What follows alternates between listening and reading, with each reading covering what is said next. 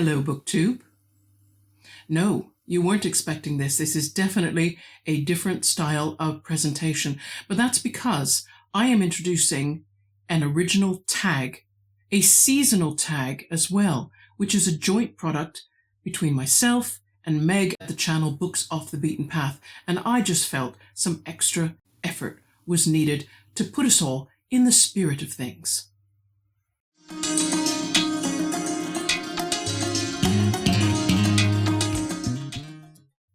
This is going to be called the Trick or Treat tag, and it might make more sense to those of us who grew up in North America. When I was a kid in Greater Vancouver in the 1970s, to go trick-or-treating was an occasion. You would walk a good mile, if not longer, and you would visit dozens of houses, and they would all be distributing candy to children who came to the door in costume.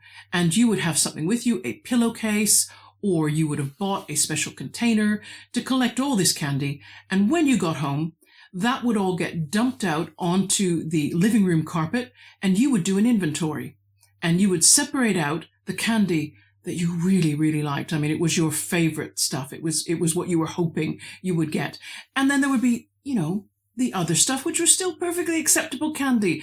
But, in my case, it was licorice, which I have developed a fondness for as I get older, but I wasn't keen on it when I was young. And that would sort of go over into the, yes, it's still candy, but it's not really my favorite. And in that spirit, we should take this tag of trick or treat. What I want everybody to do is to select 5 books that they consider treats. That is, they're just the sort of thing they were looking for. And whether you were expecting that when you opened the book or not, I'm looking for 5 books where the experience was just absolutely fantastic. And please tell us why. And then I'm looking for everyone to select another 5 books, which are, they're still books. But for some reason, they just kind of, if you were sorting things out, if this was a sorting hat, I guess it isn't. It doesn't work very well at all for that. But if it were, it would sort out those books that were just not, they didn't quite, they had licorice in them, I guess, is it, to coin a phrase. Before we begin, however, I should say, it isn't mandatory to dress up in costume to film this video if we tag you, but if you have a costume lying around and you're in that kind of mood as it gets closer and closer to the 31st of October, we would love to see what kind of outfit you put together. Now, as I think it's always good to end on a positive note, I'm going to start with my 5 books that are my tricks. That is, they're the candy that I wasn't so crazy about. And let's start with the first one, which you all heard about if you saw the video. Matthew Pearl's The Dante Club just wasn't so great for me. And that's because the back cover write-up promised that I would get a murder mystery in an historical setting. And I was very excited about that. Now, it was both of these things, but the novel, it seemed like it needed one more rewriting just to fine-tune things like viewpoint, because we had just so many viewpoint characters and they changed so often, and not always because there was any identifiable need to do that. And it needed another check for historical accuracy, but mostly what it needed was some focus on the motive for the murder, because the motive for the murder all centered around how dissatisfied soldiers were who came back from the American Civil War. They returned home to find that people just didn't understand what they'd been through, and they couldn't fit in easily. They didn't easily find jobs. Some of them were unemployed, and that seemed an insult after everything they'd sacrificed for their country. And I just didn't find that was dealt with much at all until it came to the end of the novel, when you found out, the murderer was motivated. Many of his murders were caused by the resentment he felt as a returning soldier, but we didn't really get to understand how those soldiers felt. Instead, what was created, strangely, for the novel was a black police officer, and he was 11 years ahead of what actually happened in history, and that there wasn't an officer, a black officer in any American police force in 1865, but Matthew Pearl invented one. And I presumed that the reason for the invention was that what was going to be talked about in some detail was what it felt like to be black after the Civil War. The truth was the book had absolutely nothing to say about that, and it made the character's presence seem completely 100% token. Book number 2 on my tricks list was When God Was a Rabbit by Sarah Winman. It's a novel that it was very funny when it was funny. Sarah Winman she's a good comic writer, there's no doubt about it. But the novel didn't seem to be able to decide whether it was going to be comic, because its main characters, they did have lives that were just, things happened by pure chance too often to be a realistic novel. But at the same time, she also had these parts of the novel that were really heartrending. And also the serious bits included 9/11. And this book was published on the 10th anniversary year of 9/11. And I just didn't feel it was time yet for a funny story where the big climactic moment was centered around 9/11, and two of the main characters were thought to have been in the World Trade Center at the time of the attack. I just thought, okay, funny has ended now, and I couldn't get it back. And at the end of the book, I just thought, I don't know what you were trying for here, Sarah. A bit of everything, but I don't think a bit of everything really worked for me. And my third trick book, Travels with Charlie by John Steinbeck. Not because Steinbeck can't write, everybody knows Steinbeck can write, but he didn't fulfill his own aims, his own stated aims for the trip and for the book. He wanted to get to know America again after 25 years of being, shut away in various places, typing all the novels that he wrote and that we love. And maybe for him that happened, but he didn't get that down on the page. Anyone who read this book with no knowledge whatsoever of the United States, what you would learn about was a little bit about Maine and a little bit about Montana, and you'd spend some time in a dubious bar in Salinas, California, and on a rich man's ranch somewhere in Texas. But apart from that, you really wouldn't learn anything about the United States as a country. What you would learn about, what John Steinbeck witnessed firsthand, was the ordeal of little Ruby Bridges having to be escorted to her elementary school by federal agents because she was the first black girl to attend a non-segregated school. And they were escorting her, they were protecting her from, yes, possibly physical violence, but they couldn't protect her at all from the abuse that got screamed at her by this gang of white mothers, of all things. I mean, it completely blew my mind that mothers of children could do this to another child. But Steinbeck witnessed it, and he said it was really, really ugly. And I wondered if it kind of knocked out of him all the passion for the project, because he went on to travel through 7 different states on his way home, and he didn't say a thing about them. My fourth trick was Tolstoy and the Purple Chair by Nina Sankovich. This was a grief memoir written after the author lost her older sister to cancer, and the sister was only 42 years old. And she decided on this really unusual form of self-care. She was going to take a year and read 1 book every day for that year. And I hoped for more details of the books themselves, so that expectation was let down. And I would have been able to manage my disappointment if the book had been a grief memoir I felt I could relate to. But Sankovich, she's in a different socioeconomic strata.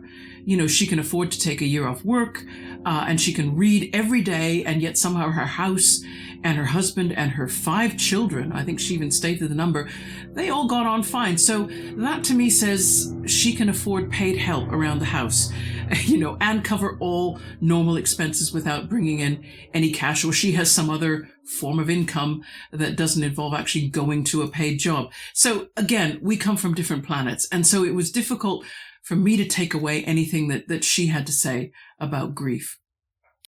And trick number 5 was Northanger Abbey, not the Jane Austen version, but the modernized rewrite that Val McDermid was commissioned to do.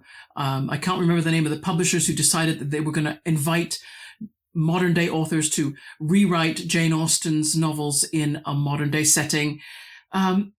Northanger Abbey, Val McDermid's version, it's perfectly readable in the same way that Northanger Abbey is perfectly readable by Jane Austen. I'd been hoping that what McDermid might do was be able to inject a bit more fear and dread into Austen's novel, because frankly, the scary bits in Austen did not scare me one bit, and I'm a scaredy cat.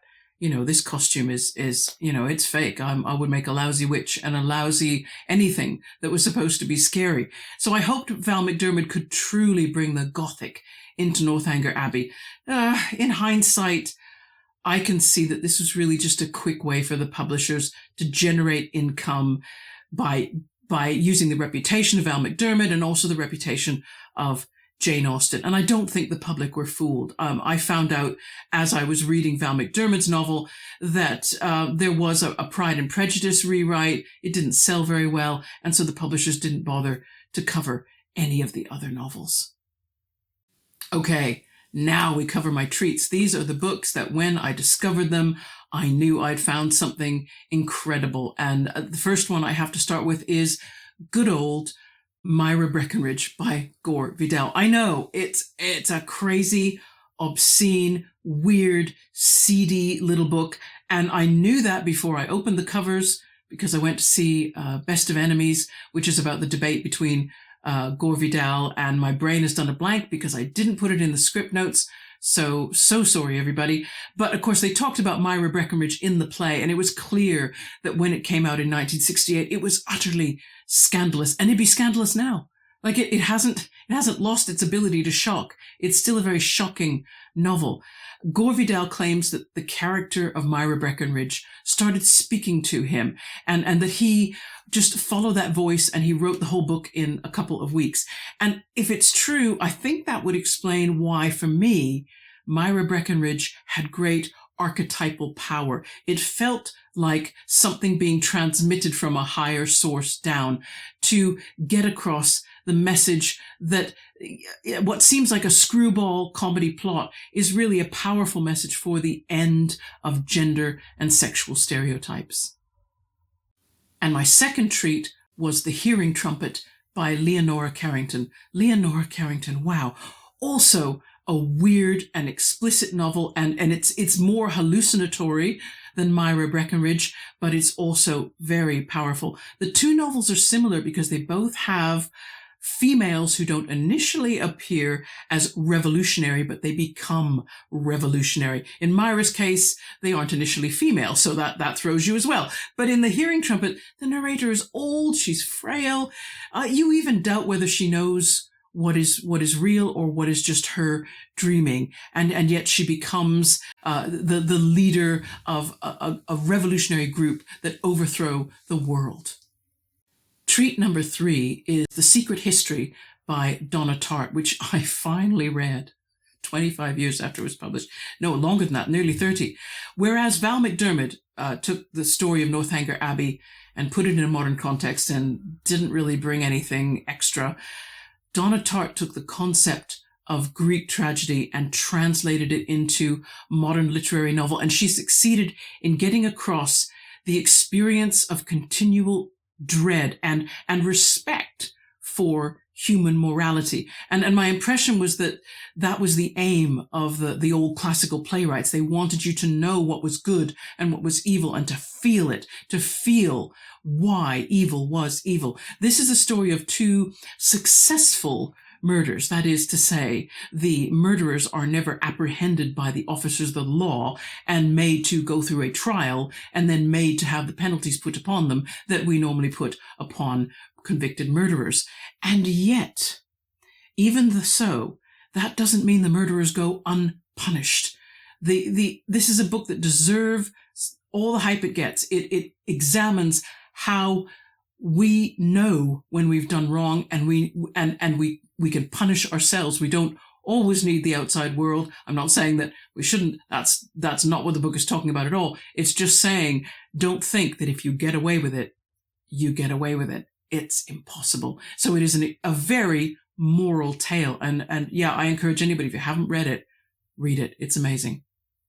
Treat number 4 was the only nonfiction I've gone on here, and that is Monsters, What We Do with Great Art by Bad People, written by Claire Dederer.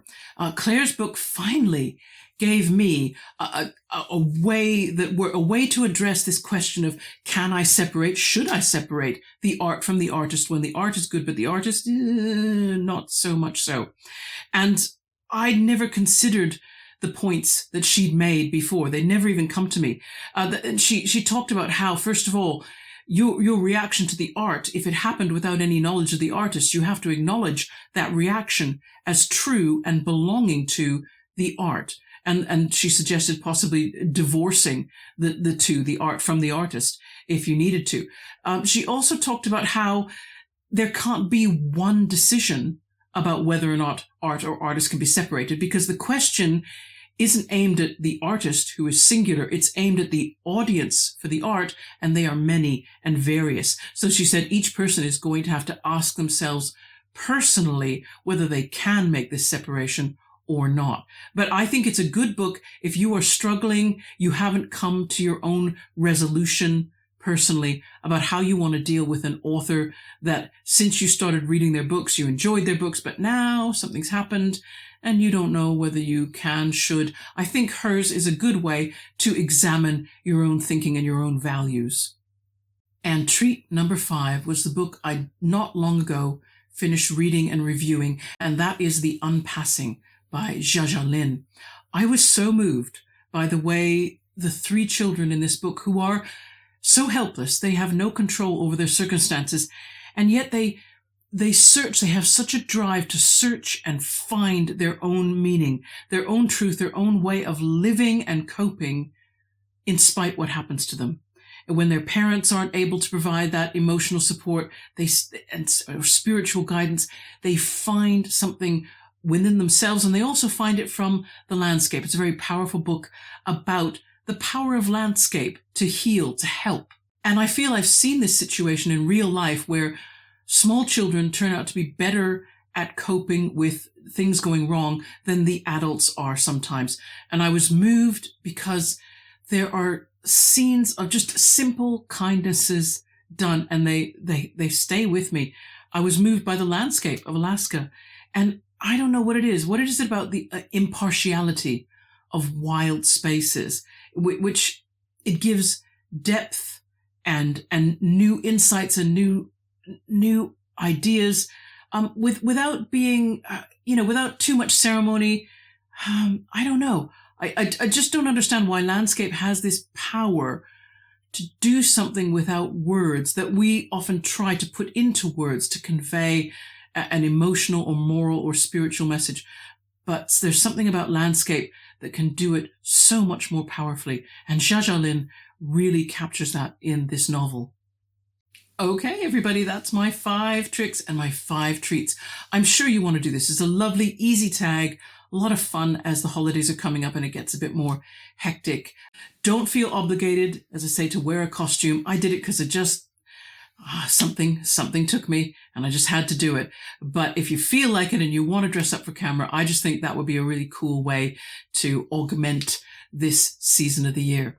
So everybody, I hope your reading is going really well. I will be back again on Sunday with more subdued makeup and clothing to give you a Middlemarch meditation. And also you'll see down in my description box a list of a whole lot of people that I've tagged. If I haven't tagged you, that doesn't mean anything. You go ahead and do it. Okay. See you again, everybody, in a few days' time. Until then, take care. Bye-bye.